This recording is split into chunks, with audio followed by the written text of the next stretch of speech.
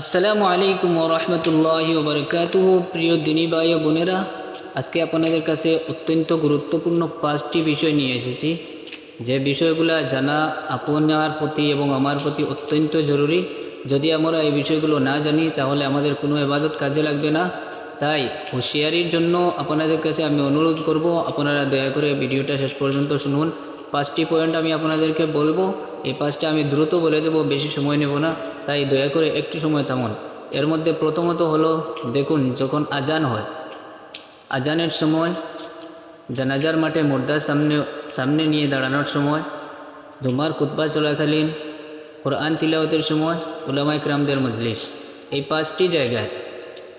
5টি জায়গায় আপনারা যেন সবসময় এই কথাটি ইয়াদ রাখবেন। এই 5টি জায়গায় অযথা কোনো কথা বলা যাবে না।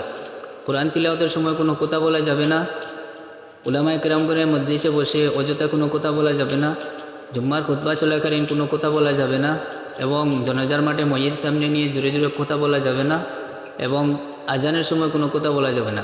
এই 5টি জায়গায় যদি কেউ কথা বলেন, বিশ্বাস করুন আমার কথা নয়, উলামায়ে কেরামগণ বলেছেন, এই 5টি জায়গায় যারা কথা বলবে তাদের কোনো ইবাদত কাজে লাগবে না, তাদের অনেক বড় বড় গুনাহ হবে।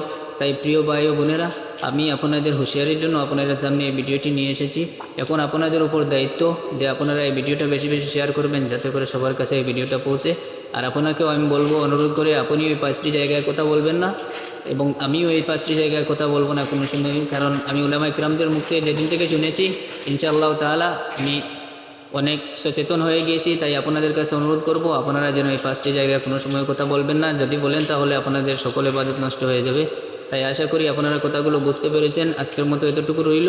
আমার জন্য সবাই দোয়া করবেন, আমিও আপনাদের জন্য দোয়া করব। আসসালামু আলাইকুম ওয়া রাহমাতুল্লাহি ওয়া বারাকাতুহু।